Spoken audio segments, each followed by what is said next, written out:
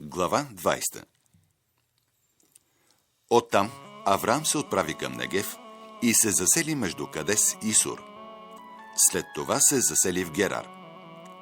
Авраам каза за жена си Сара: тя ми е сестра.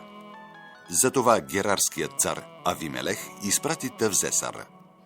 Но Бог се яви на Авимелех нощем на сън и му каза: ти ще умреш заради жената, която си взел, защото тя си има мъж.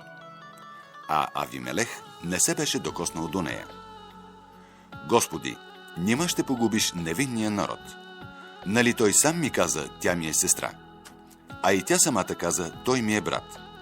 С чисто сърце и невинни ръце направих това. Бог му отговори на сън: да, аз зная, че сърцето ти е чисто.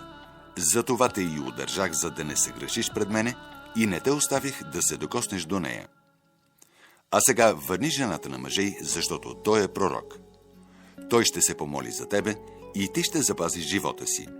Ако не я върнеш, знай, че непременно ще загинеш ти и целият твой род. Рано сутринта Авимелех събра всички свои приближени и им предаде всички тези думи. Те много се уплашиха. Авимелех повика Авраам и му каза: какво ни стори ти? С какво се греших пред тебе, та щеше да навлечеш страшен грях върху мене и царството ми? Ти постъпи с мене така, както не бива да се постъпва. Авимелех продължи към Авраам: какво си възнамерявал ти, когато постъпи така? Авраам отговори: помислих, че по тези места няма Божий страх и че могат да ме убият заради жена ми. Но тя наистина ми е сестра, тъй като е дъщеря на моя баща, само че не е дъщеря на майка ми. Именно тя стана моя жена. Когато Бог ми заповяда да напусна бащиния си дом и да се отправя на път, аз си наредих: направи ми това добро.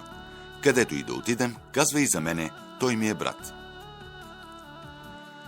Тогава Авимелех взе дребен и едър добитък, роби и рубини, и ги даде на Авраам.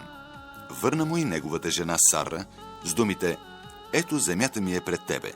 Където искаш, там се засели. А на Сара каза: аз дадох на брат ти 1000 сикли сребро.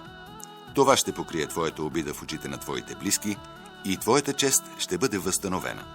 Авраам се помоли на Бог и Бог изцери Авимелех, жена му и рубините му, и те започнаха да раждат. Защото заради Сара, жената на Авраам, Господ беше направил безплодни всички жени в дома на Авимелех.